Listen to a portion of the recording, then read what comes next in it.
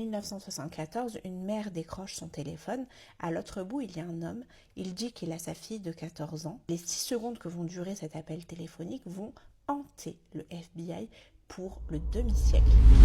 D'ailleurs, je vous ferai écouter dans la suite de l'histoire l'audio en question, et si quelqu'un reconnaît sa voix, encore aujourd'hui, le FBI promet une récompense de 25 000 $. Mais avant tout ça, parlons de Margaret. Margaret Ellen Fox a 14 ans. Son surnom, c'est Maggie. Tout le monde l'appelle comme ça, donc je risque de l'appeler comme ça également. Comme ça également pour la suite de l'histoire. Elle a les cheveux bruns, elle a des taches de rousseur, des petites lunettes. La seule fille d'une famille de 5 enfants, et ils habitent à Burlington dans le New Jersey. On est en juin 1974, elle vient tout juste de terminer le collège et comme tous les ados de son âge, elle veut se faire un peu d'argent et se trouve un job d'été. Avec sa cousine Lynn de 11 ans, elles ont une idée toute simple, monter une petite boîte de babysitter. En même temps, elle a l'habitude de s'occuper de ses petits frères et que les filles passent une petite annonce dans le journal local. Ce que ne savent pas les filles, c'est que le journal n'est pas distribué que dans leur quartier. Il est distribué dans toute la ville et même autour de la ville et elles ne peuvent pas vraiment savoir qui va lire ces petites annonces. Le 19 juin, les filles reçoivent leur premier appel. C'est un homme qui dit s'appeler John Marshall et qui dit avoir un petit garçon de 5 ans à garder. Il décrit sa maison, il a un petit jardin avec une piscine, il a une balançoire, il dit avoir besoin d'elle 5 jours par semaine pendant 4 heures et il promet de les payer 40 $ par jour, ce qui est énorme en 1974, surtout pour des filles de leur âge. Elles sont toutes excitées, ce qui est compréhensible, mais, parce qu'il y a un mais, les parents de Lynn refusent que leur fille aille chez cet homme.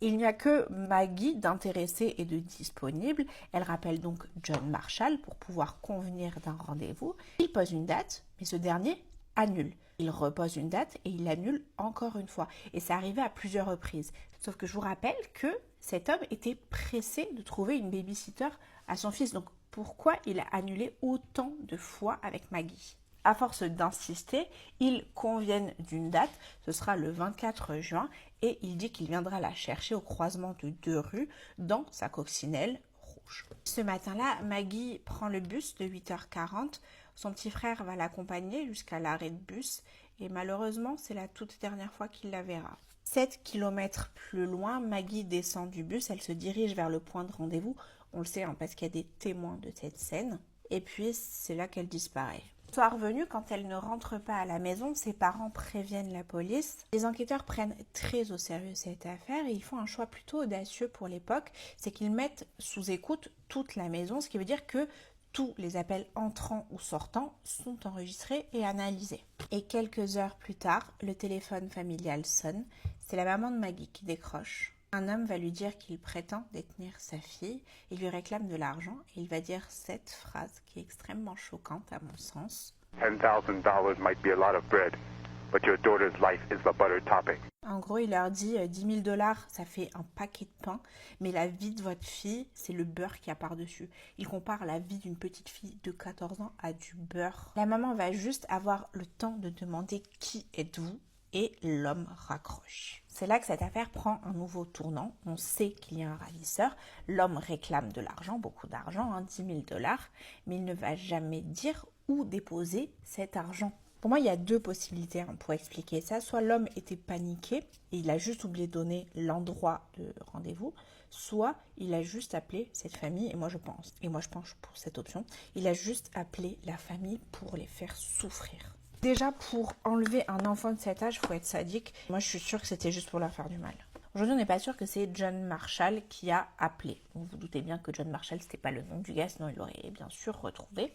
Il avait laissé ses coordonnées à Lynn, le numéro a été retracé et il a mené tout droit à une cabine téléphonique d'un supermarché. La théorie de la police, encore aujourd'hui, c'est qu'il y avait 2 personnes responsables de cet enlèvement. Il y avait un maître chanteur et un ravisseur. Mais ça, personne ne le sait. Des tonnes de pistes ont été étudiées, ça n'a rien donné et en 2019, le FBI a nettoyé l'enregistrement et l'a diffusé pour permettre éventuellement de faire avancer cette affaire. Aujourd'hui, cette affaire est toujours ouverte, elle est toujours en cours, même s'il n'y a pas beaucoup d'avancement. Il y a des tonnes de questions qui restent ouvertes comme Qui était ce John Marshall? C'est un faux nom, mais il y avait quelqu'un derrière ce prénom. Deuxièmement, Maggie n'était pas la seule. À la même période, plusieurs parents ont rapporté que quelqu'un a essayé d'attirer leur fille avec des fausses offres d'emploi, ce qui veut dire qu'il y avait très certainement un prédateur en activité vers là-bas.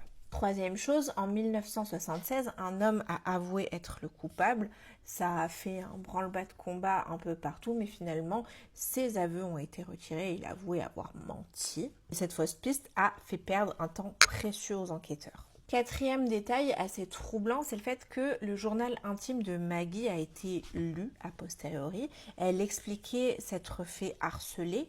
L'école, c'est quelque chose qu'elle n'avait jamais mentionné à sa famille et elle envisageait de fuguer. Je sais que la piste de la fugue a longtemps été évoquée par les enquêteurs, mais ça n'explique pas l'appel qui a été reçu par sa famille. Le cinquième point, qui reste peut-être le plus troublant à mon sens, c'est le fait que 19 inconnus ont été retrouvés dans ce coin-là. Leur ADN a été comparé à celui de Maggie et il n'y a jamais eu aucun match. C'est comme si Maggie s'était volatilisée. Le père de Maggie est décédé en 1993, sa mère en 2003 et aucun des deux n'a jamais su ce qui était arrivé à leur fille. Ses frères, quant à eux, sont toujours en vie. Certains habitent toujours dans la même région et attendent des réponses. L'enquête est toujours ouverte. Je vous l'ai dit, le FBI promet 25 000 $ à quiconque qui permettrait de la faire avancer.